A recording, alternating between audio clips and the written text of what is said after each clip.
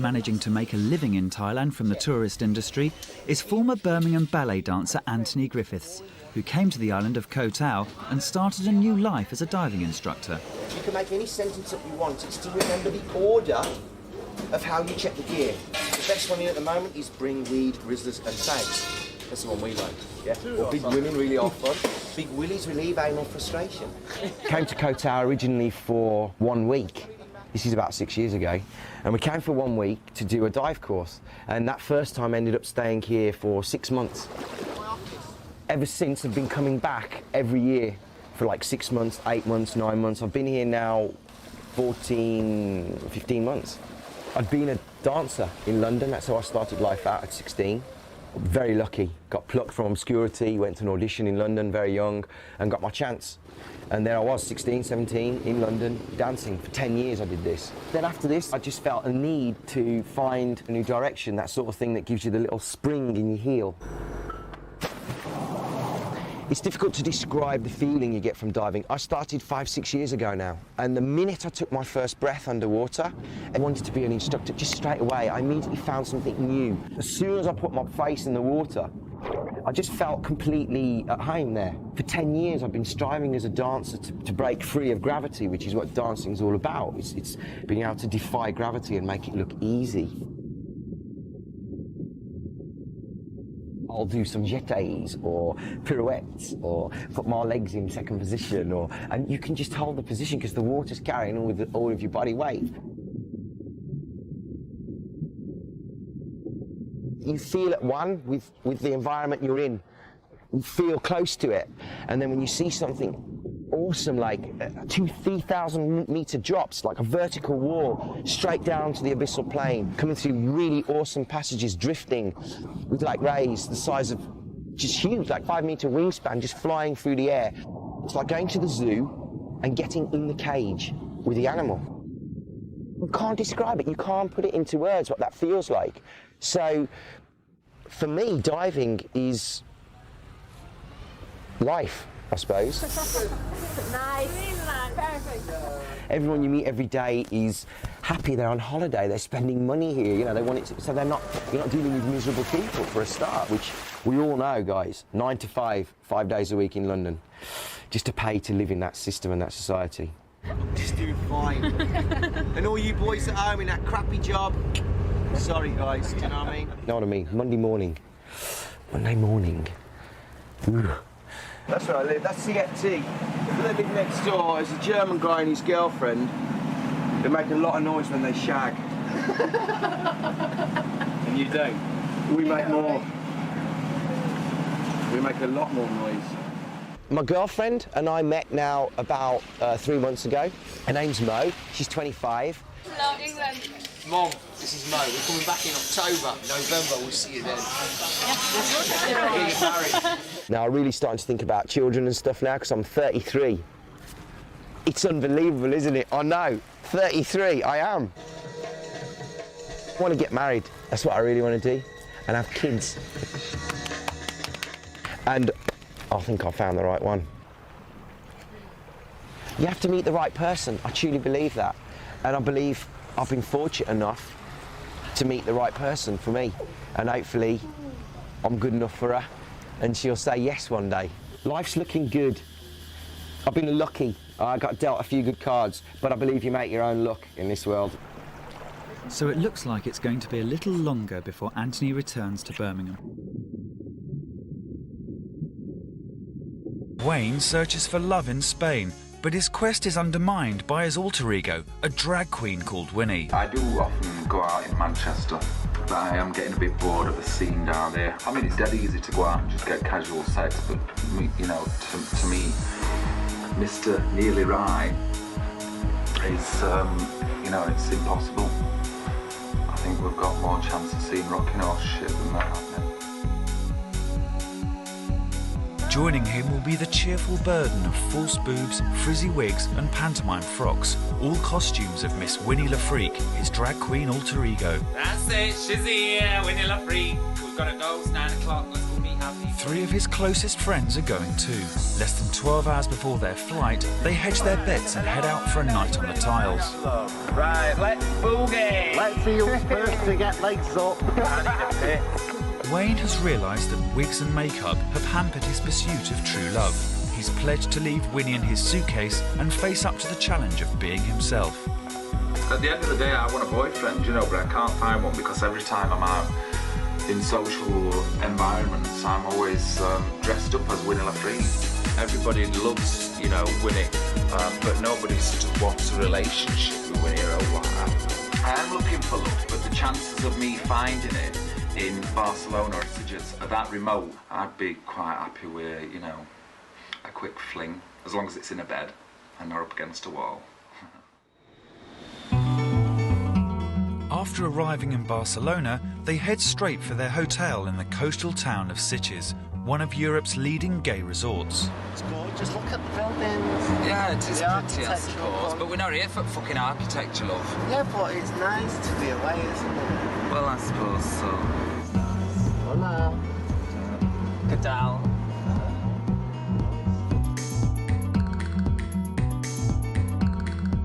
Wayne's hopes are raised by a mysterious American that he met on the train who flattered his ego. Getting attention is unusual for Wayne without Winnie's outrageous personality to help him out. Usually people don't take any notice of me for some reason, but it was nice getting a compliment like that, you know. It says you've got gorgeous blue eyes, staring sharp eyes. So I like that. We arranged to meet on the beach today. All being well, I'll be there. I checked out the price of a double room, by the way, just in case, because I can't make Mark sleep on the balcony again, although he's made me do it plenty of times. But yet again, it seems that love has evaded Wayne. After waiting on the beach all afternoon, it looks like he's been stood up. I would have liked to have got to know him a bit better, but I'm crap at pulling, you know.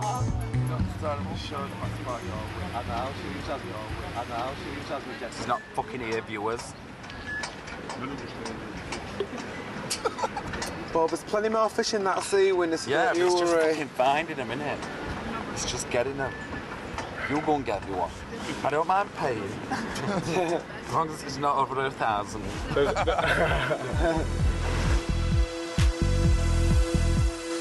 Winnie is beginning to exert her influence. Wayne's commitment to finding love as himself has evaporated.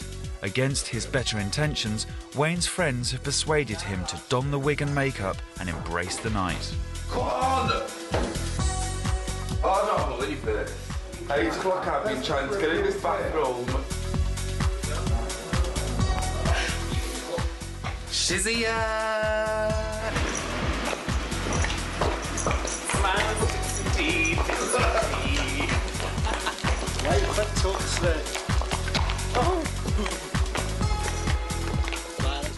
When I'm out as Winnie Lafree, it's just a totally opposite side to me. To me, it's like being a clown. You paint on a smile, you know, and you become a different person, and you just go out there and do the bit. Here we go, let's see what it's like.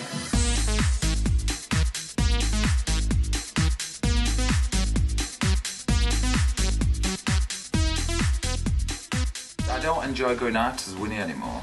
But you can't just sit in a corner moping about, minding your own business when you're 7 foot and got fucking blue hair.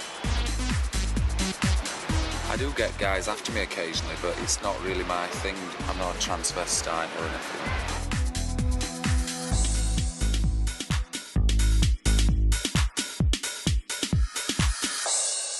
It's not 6 o'clock now. Although Winnie didn't pull, she enjoyed lusting on the attention.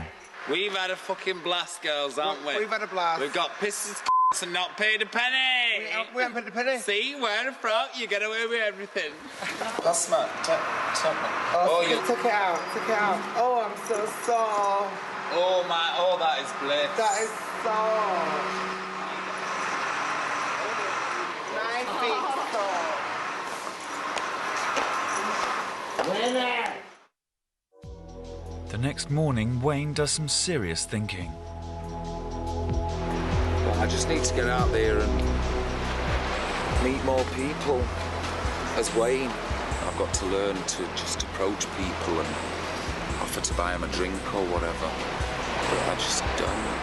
I just look at people and think, oh, he's nice. You know, I wouldn't mind bedding him.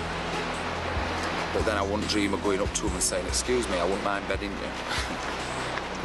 Although some people do, and that's probably the way to do it.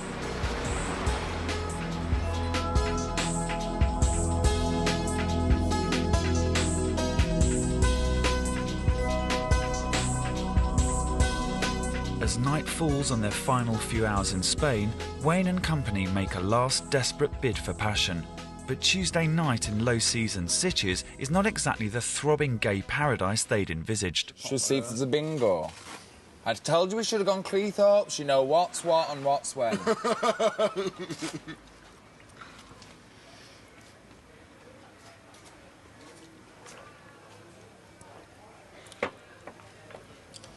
Well, it's a nice view anyway. It's a lovely car park. Come on, love. So they decide to call it a night. So, Winner Lafrique goes back to England tradeless.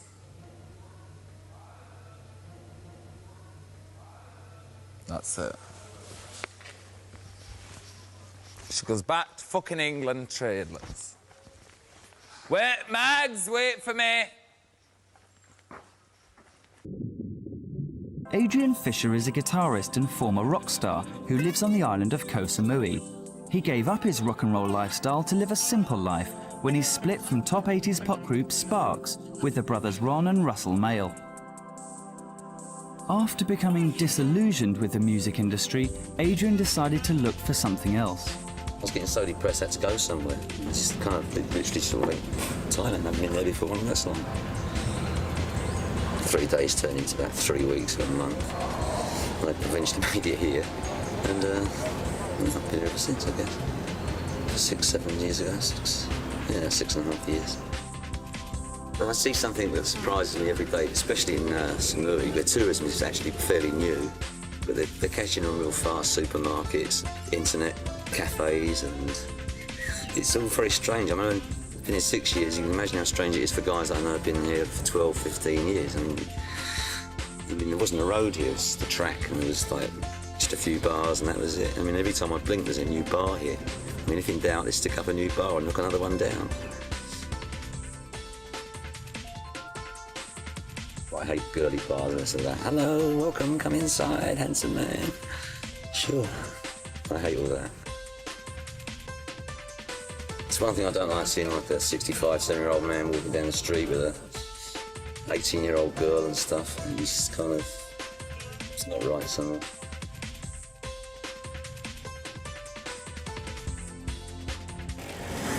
Rock and roll excess.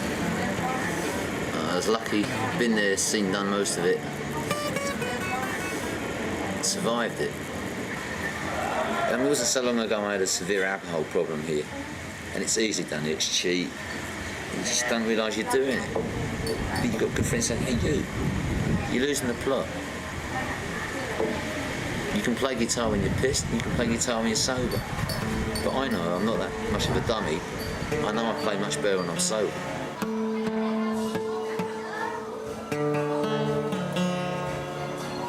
I don't drink any heavy stuff, a couple of beers. I don't mind losing anything, but I don't want to lose my dignity. And walking like that home at night and falling in puddles and stuff, I don't want to do that anymore. I'm too old to go rolling around in the dirt. One of the main ties I have in Thailand, no pun intended, is my girlfriend. The same age as me. I don't hang out with young girls and stuff. She's done so much for me. She's taking care of me. I hate to admit it, she supports me sometimes. It should be the other way around. It's very unusual to find a Thai lady with that attitude, who's that devoted. Well, basically has faith in your ability. Without her judge of character and guidance and knowledge, I couldn't survive here on my own.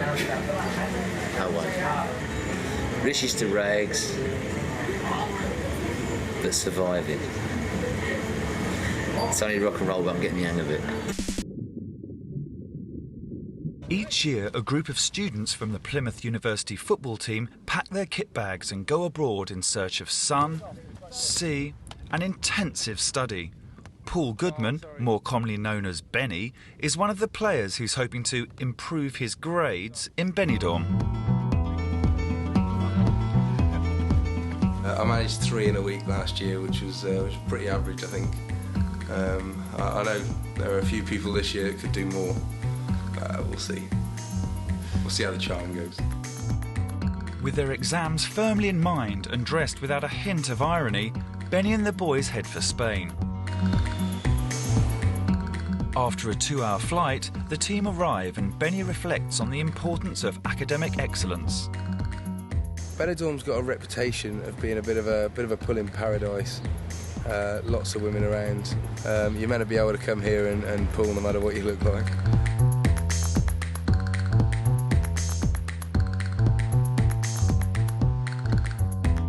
Before Benny and the boys go out to appreciate the local architecture, they imbibe the local culture in a way that would impress their college tutors. It's called funneling, apparently.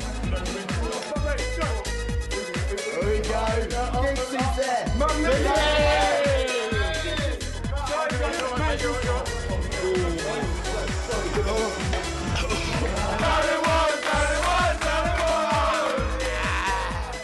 Couple of hours we've arrived from the plane.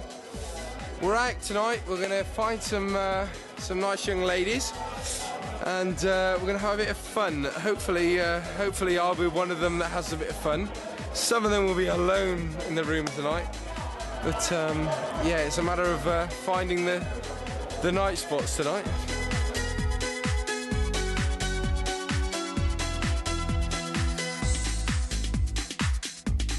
But surprise, surprise, Benny has overdosed on local culture. I was that close to pulling this gorgeous, gorgeous bird. I had so much alcohol in my bloodstream. My chat-up line was basically. Despite all their efforts, neither Benny or his mates managed to get a grasp of the sophistication of the local culture. He vows to work harder tomorrow. But first, it's payback time. Technically sober then, I suppose.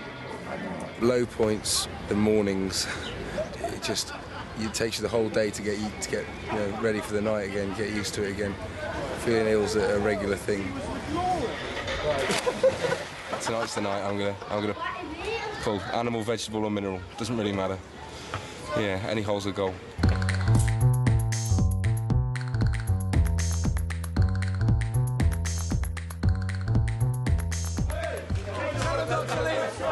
And it doesn't take long before Benny's hard at work once more. Benny is on cloud 9 at present. He's got 2 birds there, one tasty, one's rather nice as well. He is really, really wishful at present. But good luck to him. He's deserved it. He's put in a lot of work this year and he's had average results, so good luck with the bugger. I'm trying it on with these 2 women, okay?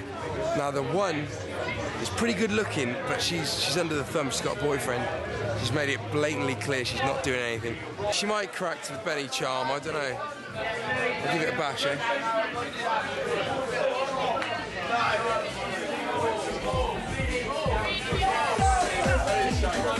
She says no, she has to be a lesbian. Benny's silver tongue and confident grasp of the language has persuaded the girls to accompany him to a nearby club, and his motto, try and keep trying, finally pays off.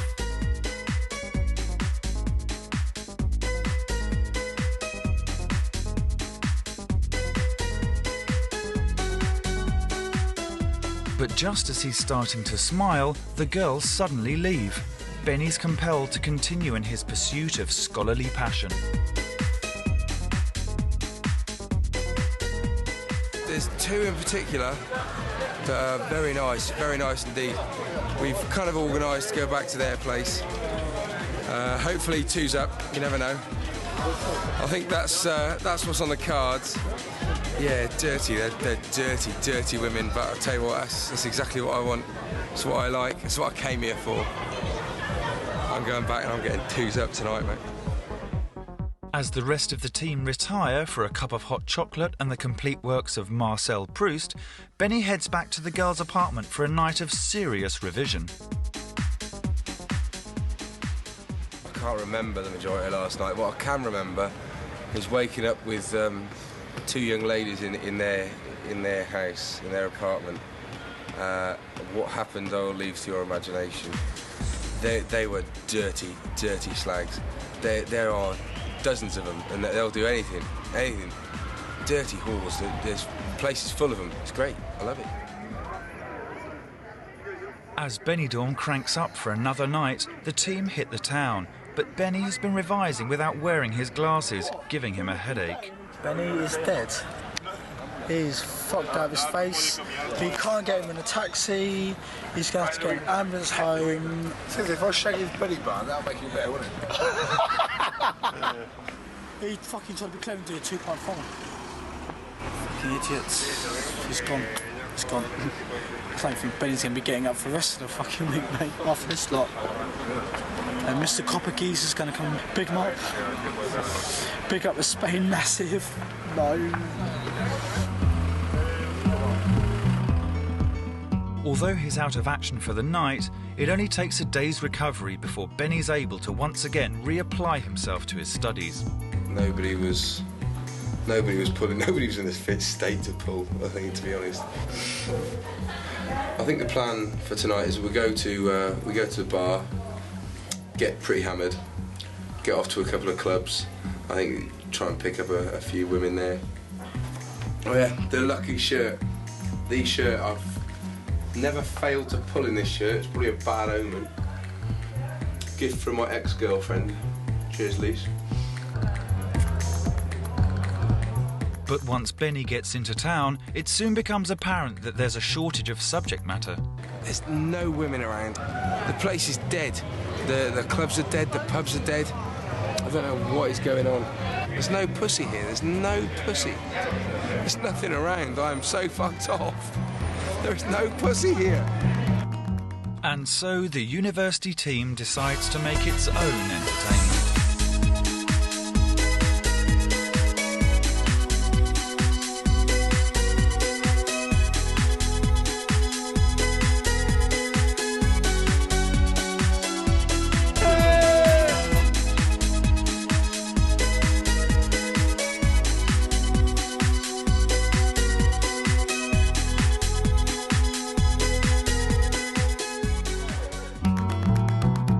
Final day of the tour, and Benny is desperate to do some last-minute cramming before getting home to have a rest. Well, hopefully get laid tonight. Don't care what she looks like, I really don't. Kick her out in the morning. Go home.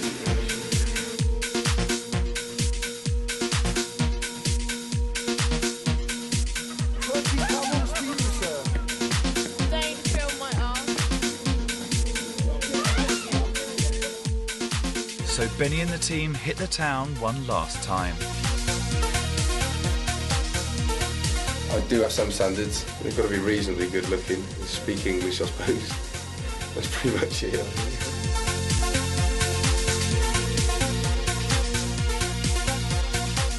Last year there were a lot more women around. It's a lot harder this year because there's just nothing to choose from.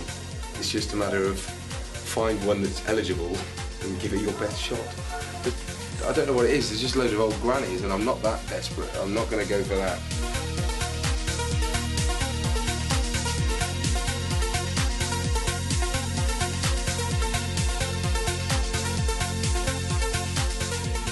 And just as it looks like he's got a merit, things go wrong for Benny. Just snogging this absolutely gorgeous bird. Well, it's absolutely gorgeous to me because I've had about 12 pints of lager. But her mum wanted her to go. She was out with her mum and her sister. So they've left me. I'm like a humping dog and she's left me. It's gutting. So it's back to the grindstone for Benny as once more his try, try, try motto kicks in. Things begin to look up for him, but there's a comprehension problem. I've pulled this French bird. The problem is there's a bit of a language barrier. She doesn't speak a word of English. I don't speak a word of French. But the language of love is unique.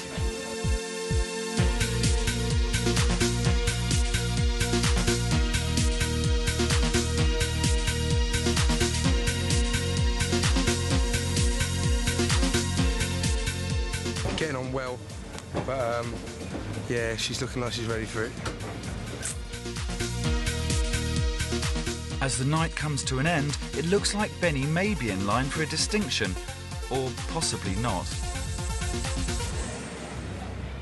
We've done a king one. It's 7 o'clock in the morning. The sun's coming up. I think we're off to enjoy ourselves. See you later. Sadly for Benny, the kind of love he was after wasn't on the menu with the French girl. But as he leaves Spain, his mind's on what awaits him at home. I started seeing this this girl just before I left. She's very nice indeed. I'm probably not going to tell her about what happens here. Maybe she'll find out, I don't know. She's never going to find out, is she? No one's going to tell her. Mac and Jonathan, also known as JT, are gay mates from Brighton who are heading to Australia hoping that the licentious atmosphere of Mardi Gras will lead them to love and adventure. Myself and Jonathan are planning to go over to Sydney for the Mardi Gras. I am single. While I'll be there, I'll be looking for the possibility of a bit of romance. If I find somebody and they're the right somebody, then yeah, it would be fabulous if it was a long-term thing. Alternatively, if it's just a holiday romance, then so be it too.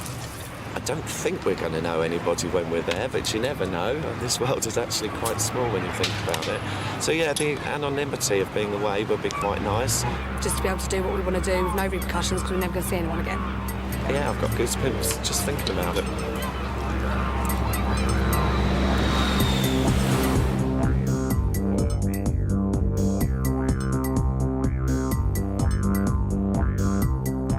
It's just days before the parade, and Mac and JT arrive in Sydney. With one of the world's biggest love affairs to look forward to, jet lag is a faded concept. Okay, so we're off to Bondi Beach. We're going to go over and see what talent we can check out. No better place to do it than where there's scantily clad men and women. A mecca for the British, Bondi Beach attracts a mixture of gay and straight bodies beautiful. Bondi Beach, incredibly gorgeous. There's a lot of nakedness going on, which is rather nice. Difficulty spotting between straight guys and gay people here because they just all look the same. They're all massive, they're all muscled.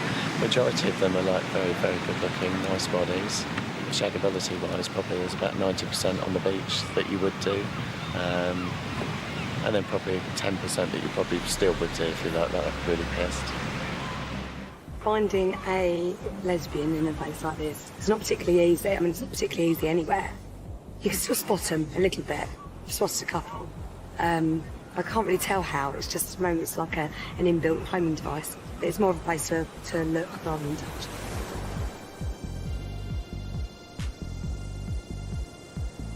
When night falls, with gaydars in force, Mac and JT head for Oxford Street, the gay centre of Sydney. It's just huge long street with bars, restaurants, adult shops, couples of guys, couples of girls. You know, everybody's open, everybody's happy, everybody's acting, you know, how they should be able to act.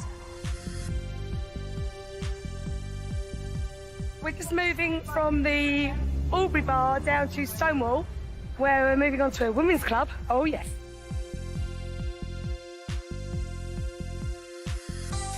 Both have thought about the sort of partner they'd like to find. Normally the girls they have to be taller than me, because I'm quite short. Normally about my build, if someone's a bit too skinny, I'm a bit scared of breaking them when I'm laying on top of them or something like that. The type of man that I'd actually go for, they'd have to be fairly similar to myself. That I have to like have a laugh and a giggle. It can't be like too serious straight away. I can't do seriousness. I'm like quite a laid-back character. I'm so laid-back, really. I should be horizontal.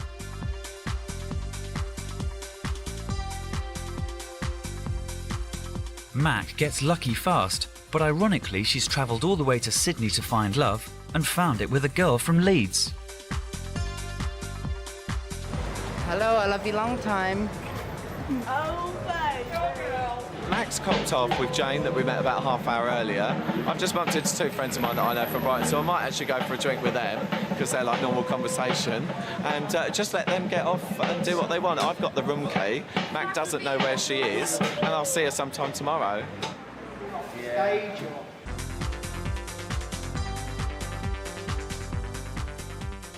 Back at the hotel the next morning, Mac is recovering from the excess of the night before, and her memory's hazy. How did it happen? I don't really know. We just sort of just started kissing, really, to be honest, and then couldn't really keep your hands off each other. Went to sleep at about 7 o'clock this morning with the sunrise, so I'm absolutely exhausted. I've had like 3 hours sleep. But it was a really good night. It was well worth it. Well worth it. She's phoning me later. I'm going to meet up again tonight. I didn't pull last night, no, but even if I did, I don't think I would have had the energy to have done anything at all. Propping my eyelids open was a bit of a problem last night, so to raise anything else would have probably needed a truckload of Viagra.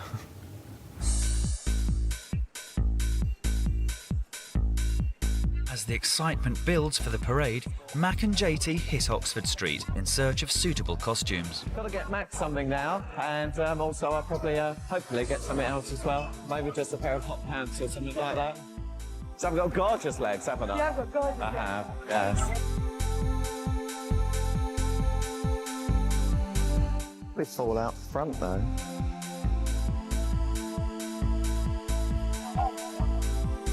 The scene over here is a lot more relaxed. So, you know, the whole way of thinking, the whole attitude to gays and lesbians seems to be much more open.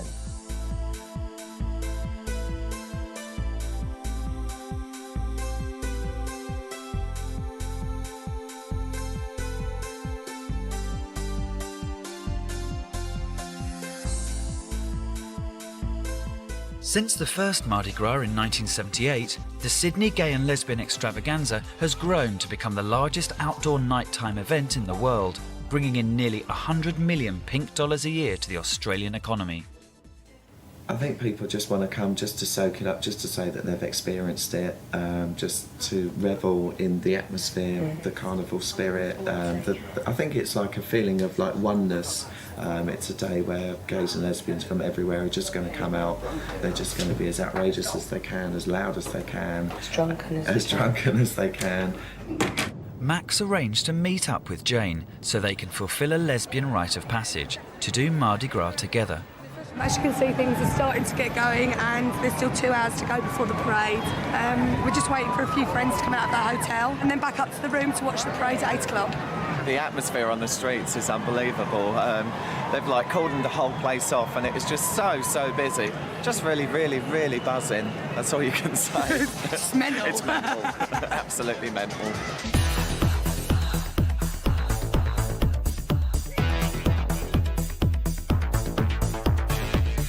More than 1 million people line the streets to watch the parade. It takes over 2 hours to pass and involves 7,800 people on more than 200 floats.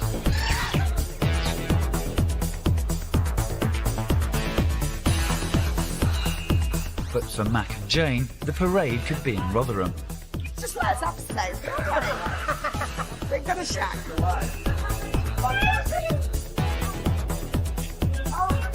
This is absolutely amazing. Even though we're up on the 14th floor, the noise is absolutely incredible. Downstairs, you'd need to wear earplugs. I'm just so overwhelmed. It's just so tops. That's all I can say, really. Just fantastic.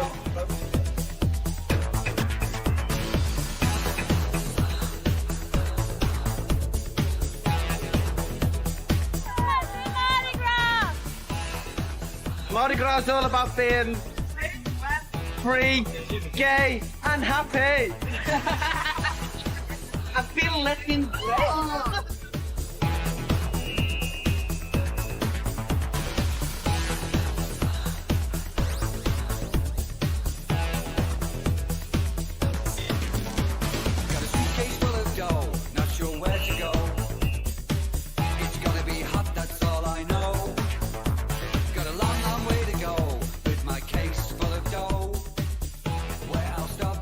This is end of the parade.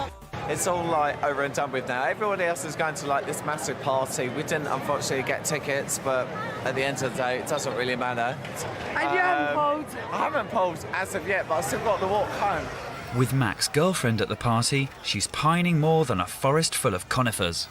I miss her like mad. Fucking miss her like mad. Oh.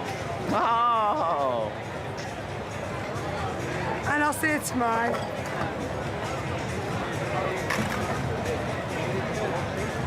Oh, babe. Tears.